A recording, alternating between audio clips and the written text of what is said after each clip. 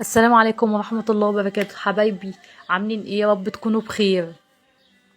تعالوا نعمل شوية قراقيش للفطار. معانا 2 كيلو من الدقيق، وهننزل عليهم بكوباية صغيرة من السمسم، وهنسيح معانا كيلو الا ربع من الزبدة، واللي عايزها ناشفة يحط نص كيلو. وهنبدأ ندخل المكونات مع بعض. السمنة بتبقى سايحة وسخنة، وبنفضل نبسس فيها زي ما انتوا شايفين كده. يلا بقى لايك حلو وسبسكرايب للقناة، ولو مش مشتركين في القناة اشتركوا عشان يوصلكم مني كل جديد. انا بحبكم في الله، يا رب اكون بفيدكم.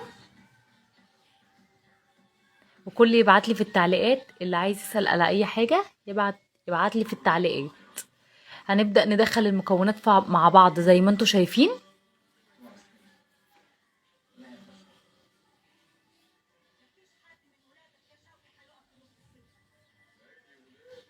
بنبسس السمنة في الدقيق والسمسم، ومعانا لتر من اللبن مجهزينه ومدفيينه برضه، مدفيين اللبن. وهننزل باللبن، نحط فيه كوباية من السكر،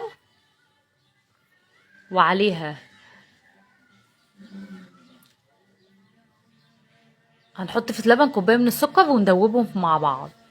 وهنحط مع اللبن كمان قطعة من الخميرة صغيرة. وهنحط على الدقيق زي ما انتوا شايفين، حطينا عليه معلقة بيكنج باودر او بيكنج صودا، اي حاجة عشان خاطر التخمير، يعني يتفاعلوا مع بعض.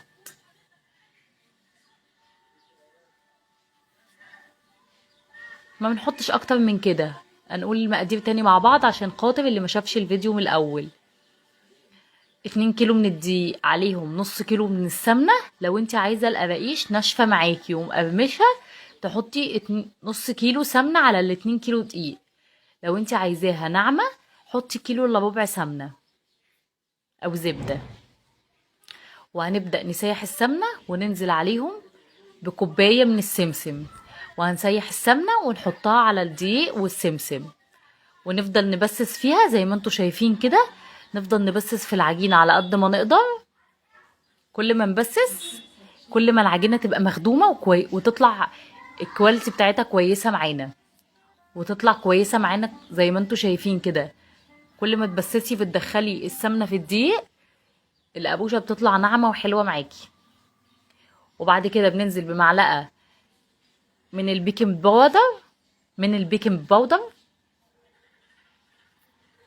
وبنجيب لتر لبن ندفيه على النار، وننزل بيه فيه بكوباية من السكر، وعليها قطعة من الخميرة صغيرة او رشة خميرة بودر، يعني نص معلقة خميرة فورية، خميرة بودر.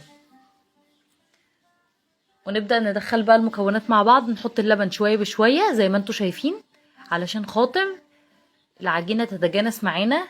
ما ينفعش ان احنا ننزل كمية اللبن مرة واحدة، لازم نحطها حبة بحبة. او زي ما انتوا شايفين كده بنحط اللبن شوية بشوية. القريش دي بقى حلوة، تنفع مع كوباية شاي بلبن، كوباية شاي، تنفع لوحدها. عايزين تعملوها سادة تبقى حلوة قوي، عايزين تحشوها عجوة برضو، ملبل، اي حاجة، اي حشوة زي ما انتوا عايزين، ملبل، عجوة، سادة، الاتنين يمشوا. احنا هنعمل شوية سادة وشوية بالعجوة.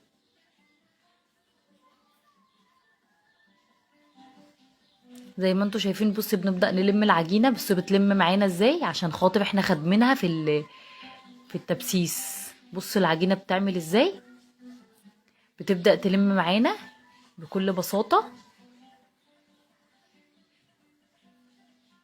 شايفين السمسم باين فيها ازاي وحلو ازاي.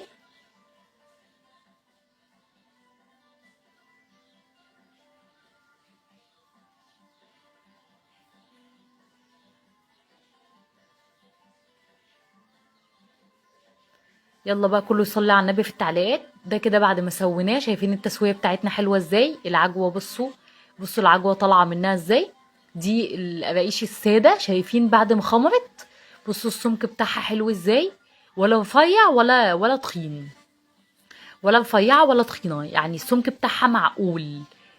بتجيبي قطاعه، ولو انت عايزه تقطعي بقطاعه قطعيها، عايزه تقطعيها بالسكينه قطعيها. ده بص بعد بعد ما حمرتها وطلعتها من الفرن، شايفين القابوشه عامله ازاي، متحمره ومن فوق ومن فوق ومن تحت، وناشفه ومقرمشه ازاي. اللهم صل وسلم وبارك على سيدنا محمد وعلى اله واصحابه اجمعين. اتمنى من اي حد يشوف الفيديو يتعبني بلايك حلو وبتعليق حلو زيكم، علشان التعليقات دي لما انا بشوفها بترفع من معنوياتي، وببقى مبسوطة لما بشوف تعليقاتكم. كل الناس بتتفرج على الفيديو والفيديو بيجيب يعني مشاهدات بس كويسة، يعني معقولة. بس في نفس الوقت مفيش تعليقات، ولا في تعليقات على شغلي، ولا في قلوب. يعني يا ريت تدعموني بقلب وتعليق، الموضوع ده بيبسطني، عشان احس ان انا يعني اتحفز ان انا اعمل فيديوهات تاني. ويا رب ربنا يسعد كل اللي هيحط لي قلب، وكل اللي هيحط لي تعليق. بحبكم في الله، يا رب تكون افدتكم. كل سنة وانتم طيبين،